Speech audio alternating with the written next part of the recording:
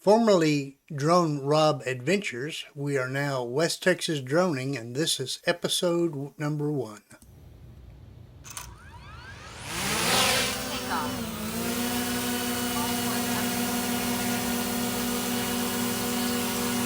Hey everybody, we're back from the doldrums of Drone Rob Adventures, and we're now West Texas Droning. Episode number 1 we got for you. As we explained before, my droning adventures became a reality, or were initiated by the gift of a drone from my dear wife. And so I had been a pilot prior to being a drone thing. I started flying light aircraft in college. I got my private license, and I got my commercial license through advanced training. When I graduated from college, I took a commission in the United States Air Force. I went to pilot training, Advanced Air Force Base in Oklahoma. Flew T-37s, T-38s when I graduated from UPT. I flew heavy KC-135s in Strategic Air Command. Then I got out and went to work for GTE, which is now Verizon. I flew night mail runs in a 402, then a King Air. And then we moved over into Learjets. And when we stopped the mail runs, we just were strictly executive support. We carried people in Lear 35s, Lear 55s, and a merger with other operating companies. And within our company, we picked up a Citation 6. I got typed in it. We merged with Contel, and we got a Hawker 800. I got typed in it. And then we started to go international, and I got typed in the Challenger. After I retired from Verizon, I went to work for a small steel company, started out in an MU-2, and then I flew a Falcon 10. I got typed in that. Neat little airplane. So that's how my aviation career arc proceeded. And when I retired from aviation, I did my next 12 years in the IT world as a network administrator and computer services manager. And then, as I said, I got a drone for Christmas from my dear wife. So the question is, how do I transition in my flying world from this to this? And when I received the drone, I started first curious about how it worked and how you worked it, and there wasn't a lot that came with the drone as far as instructions, but you go to the internet and you find lots and lots of websites that have all kinds of advice and instructions on how to operate these drones, because initially I didn't even know how to unfold the thing. It's a odd little drone. Anyway, I wish I had gone to a more complete and more inclusive website, such as this one. I don't know if how many others there are, but this is a good starting place. This is a very comprehensive introduction to the world of drones.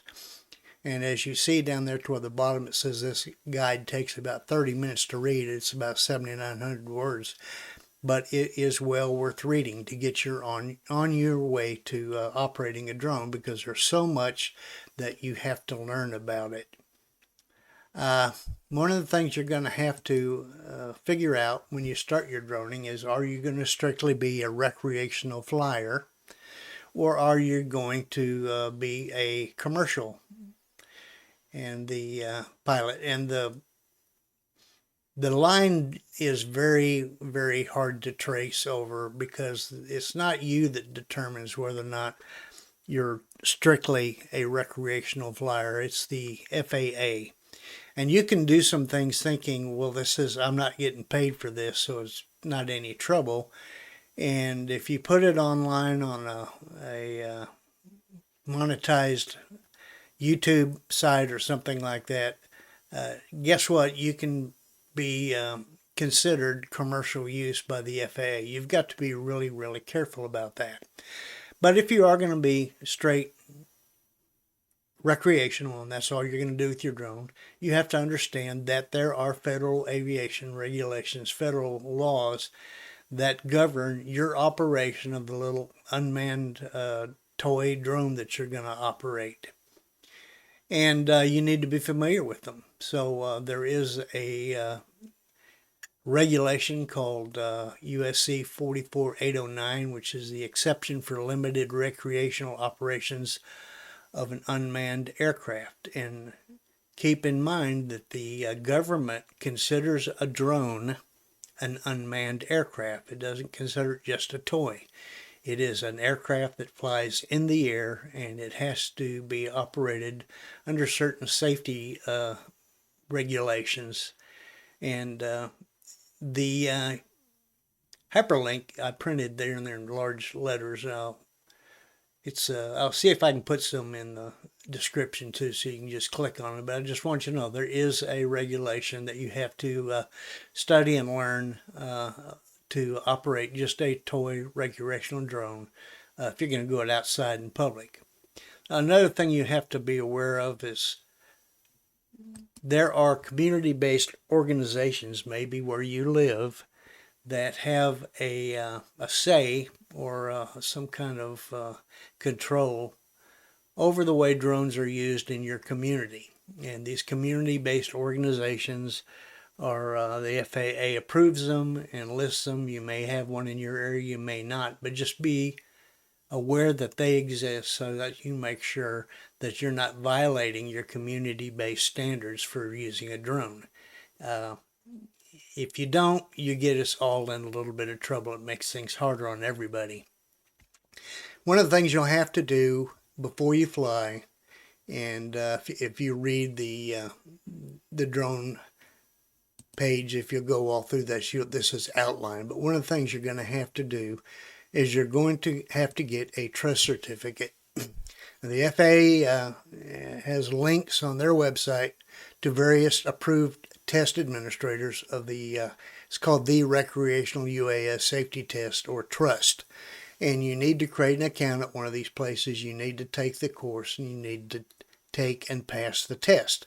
Now, it's not all that hard, and if you don't make 100, you can go back and restudy each question and correct it till you get 100%. After you do so, they're going to email you your trust certificate, and they're going to look like this. When you get this, I don't know if you'll print out a big one or a small one, or make it into a card, or just print it out and fold it up.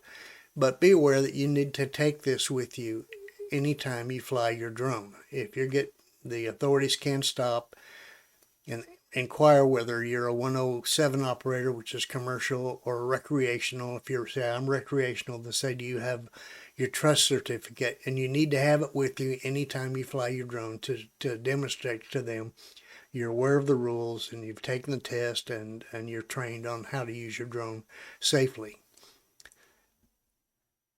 Now, another thing you have to understand about your drone is you may need to register your drone with the Federal Aviation Administration. And you may say to yourself, now wait a second, we're getting a little bit OCD on this. I mean, it's just a little drone. Well, the FAA doesn't look at it this way. You are an aerospace vehicle flying around in airspace that is really controlled. Even though you think you own the airspace above your home, you do, but it's controlled by the Federal Aviation Administration. And perhaps some requirements or rules are administered by your community-based organization. But you need to go to this website and find out, do I need to register my drone? And if so, how do I register? All your questions will be answered there. They have a website called the Drone Zone, and here's yet another place where you're going to need to create an account and log in and do the research and register your drone. Now, there's several different categories of drones. There are those below 0.55 pounds or 250 grams, and those above. But you need to determine what your drone is, how you're going to use it, and whether or not you need to register it. After you register your drone, you will get a registration certificate, and you need to have that with you when you fly your drone. Now, some drones, as we'll talk about here in a second, require a remote ID, and what that is Either your drone has it built in or it's an additional module you add to your drone. And this is more or less an electronic license plate. When you're flying around, a law enforcement official or actually just a civilian who downloads the app on their phone can bring it up and it searches for drones. If your drone is out flying and you've got the remote ID, it actually sees your drone on a little map, and it identifies it by its little digital registration number, its license plate. Not only can they see the drone on their app, but they can see where your location is, or where the controller is. And this is going to be used more by your local authorities, and even the FAA can use this, the federal government, to police the skies and make sure that illegal drones aren't doing naughty things in the sky. So those are things you have to do depending on your drone, even if you're just a recreational drone user, because you can use drones up to 55 pounds recreationally, and it depends on how you use your drone, but still you're going to have the remote ID in many circumstances, and if you'll research that on these websites, you'll see that. Now, if you decide that you're going to need to operate your drone under a commercial license, you're going to have to take training, and you're going to have to take a test to get your Part 107 pilot certificate. It's really a real thing, and it's one of those things that you have to study for. You have to take a test. The test is proctored, usually given in an educational environment, or maybe at your airport in a fixed base operator where they have ground school instruction. And you study for it. You apply to take the test with one of the federal websites, but you have to create another user account and ID for the FAA website. And you have to create a user ID and password for the site that regulates the testing. When you register with them and apply for a test, they put up a calendar, and you pick, they show you where you can take your test and when you can take your test. And prior to taking the test, you pay online for the test in advance. Let me warn you, it's $175. If you fail the test because you weren't properly prepared, if you go to take it again, you have to pay the $175 again. So make sure you really prepare for this situation, for this test. Now, even though I was a airline transport pilot, rated pilot, with many thousands of hours of jet time, I was not legal to go out and fly my drone until I got some training and certification. So what I did is I called the FAA and I said, hey, I'm an ATP. She said, it doesn't matter. You still have to get the license for the remote pilot certificate. And the way I did it, even though I had lots of aircraft training and air flying time and all that stuff, I got this manual. Now, there's two ways you can get it. I bought mine off of Amazon, and it was about, I don't know, $15, I don't know, something like that. Or you can go to the FAA website and download this document. It's called the Remote Pilot Small Unmanned Aircraft Systems Study Guide. And this is not just light reading. It's not a very big book. It's, maybe 80, 90 pages, something like that. But it is just crammed full of pertinent information that you really, really, really need to know. And not only do you need to know it to pass the test, but you need to know it when you operate your drone. You may know the rules, but you have to understand, I knew the rules. Then they'll ask you, well, why weren't you obeying the rules? So you have to learn the rules. You have to stick to the rules. This booklet gets you started, and it is a very comprehensive little guide. You may go other places for other information, but start here. You're going to have to learn a lot of things. Now, you're going to have to learn how to read weather reports. You're going to have to learn how to read weather forecasts. You're going to have to know how to read and interpret weather charts and prognostication charts. you're going to have to learn to understand and how to use aircraft performance data, because you're going to be flying an aircraft. You have to learn about density, altitude, and the effects of temperature, load factors as far as turns and weight and balance of the little drone. You're going to have to learn to do all that. And so that guide will get you started in that direction. Another thing you're going to have to learn is how to you have to understand airspace and the requirements. Yeah, you're flying your drone in governed airspace. Some of it's uncontrolled. That doesn't mean it's unregulated. You'll fly your drone mostly in Class G airspace, but there may come times when you need to operate in a Class B or Class C or Class D airspace. That is possible if you know what you're doing and you know how to get authorization from the air traffic control that controls that area. So this is the kind of stuff you're going to have to learn if you're going to go for your commercial license. Another document that you might buy or download is the Airman's Knowledge Test Supplement that you're going to use during your test. Now, you won't take anything in the test. You won't take this with you or your knowledge book. You will walk into the test facility empty pocketed. They will take your wallet, your watch, your phone, anything you had that might, they got to proctor the test and make sure that you don't have any way to cheat. And they're also going to watch you. When I took mine, I was on a camera. They had a camera right above my head watching everything I did, and they monitored how you took the test. The reason I got this, and you can buy it or you can download it from the FAA for free, is to familiarize yourself with everything you're going to be exposed to on that test.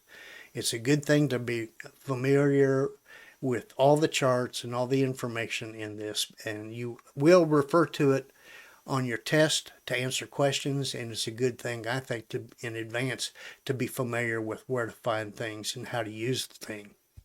Another thing that I used, that I bought for myself and I continue to carry when I fly my drone, is an aeronautical section. And you'll get one for your area, wherever you're located.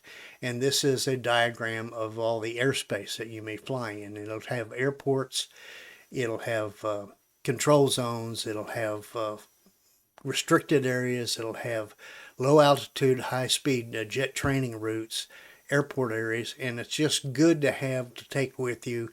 And when you're gonna go somewhere and fly, you take out your chart or one of the apps that will be showing you on your smartphone to determine the restrictions on the airspace that you may be operating in. One of the things I'll recommend to you is that you take lots and lots of practice tests. Now, the tests are good because you'll find weaknesses and you can go back to your study materials and restudy them and make sure you're up to speed on all the facets of the information that's going to be given to you on the test. So take as many practice tests as you can until you get them 100% time after time after time after time. That's going to be of tremendous help to you. The internet has a wealth of knowledge about the contents and the training for this test. Only thing you have to be careful of is make sure it's timely. Stuff changes. And if you look at a drone practice test that's 5 years old, it's not going to be the same currency that you're going to need for a test when you're going to take yours. After you get your test, you'll take the test. They'll give you a document that said you passed. You go to the FAA website and you say, hey, this is my test number. I passed it. They will email you a temporary certificate that you can use to fly your drone until you get your permanent certificate. It's looks like a real pilot's license. It's a card with your information on it and your pilot number and all that stuff. And you'll carry that with you when you fly your drone.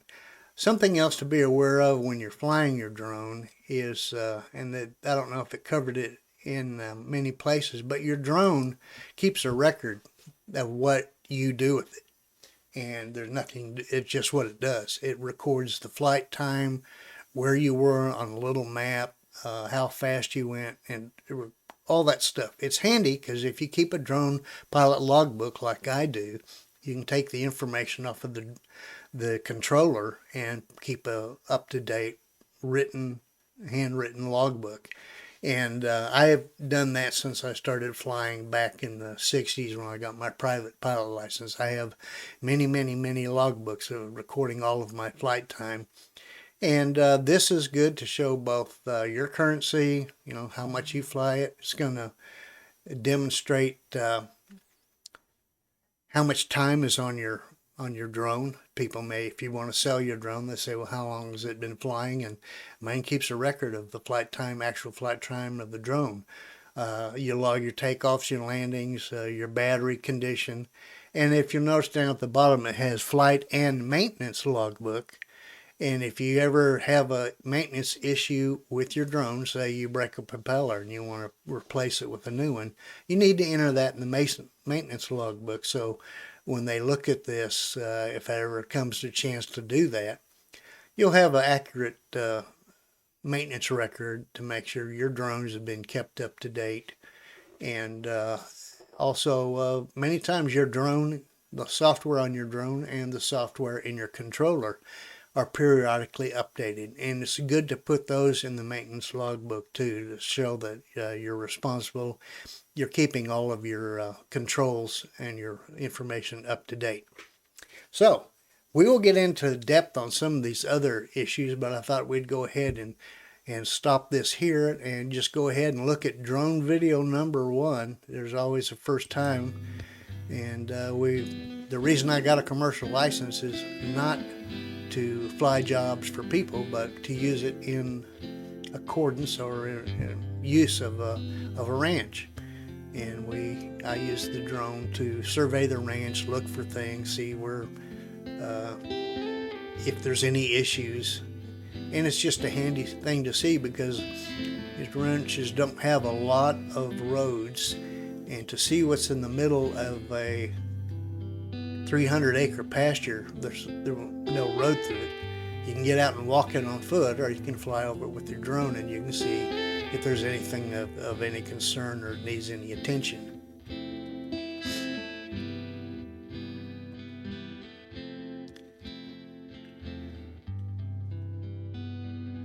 Now, initially, my first few flights, I was very, very tentative about controlling this thing. I'd never done it before.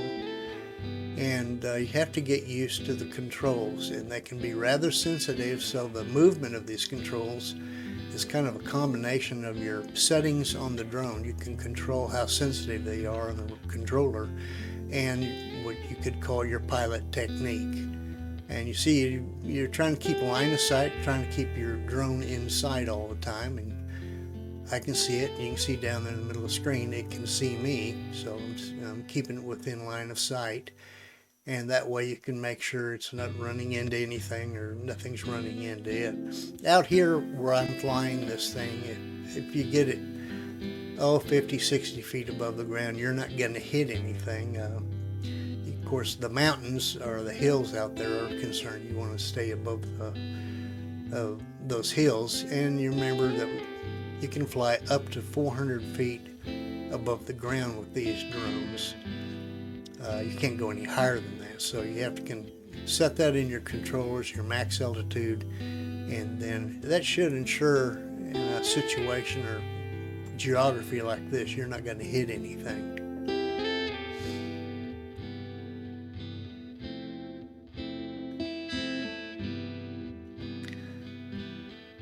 At any one time, when you have your drone activated, it will get up to 22, 23, 24 satellites connections for its global navigation system, and that contributes to not only its elevation sensing but also its location sensing. And it has a function called return to home, where if you get it out and kind of lose sight of it, you can push the button that says return to home and it'll come back and land virtually exactly where it took off from. It's a really great safety feature.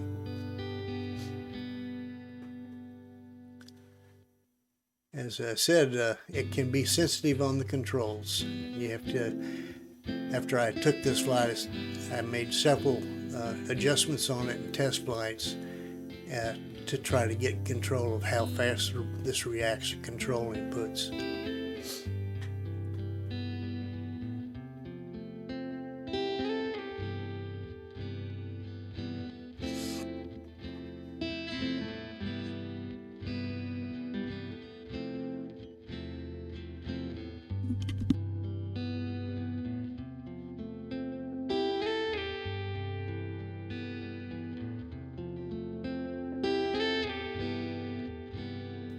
This being private property, we know who's out there, and it's all our property. So if I crash my drone into one of our buildings, it's the only concern to me is I hurt my drone.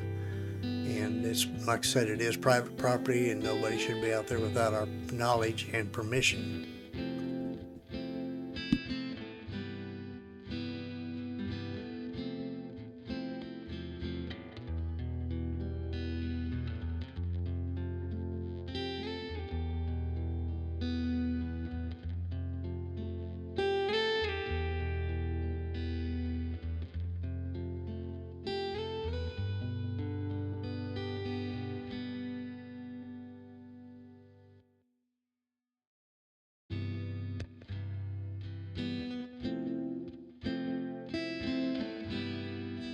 And there we're setting it down at the end of its test flight, and hope you enjoyed that little trip we took. The drone actually lands itself and reports that. So this is episode 1 of West Texas Droning. Hope you enjoyed it. The drone is operated by a Part 107 certified pilot. Background music is composed and recorded by this site creator, which is the pilot of the drone. So we appreciate you stopping by. We ask you to go ahead and subscribe, like, and make a comment, ring the bell. And we will see you next time. Thank you very much.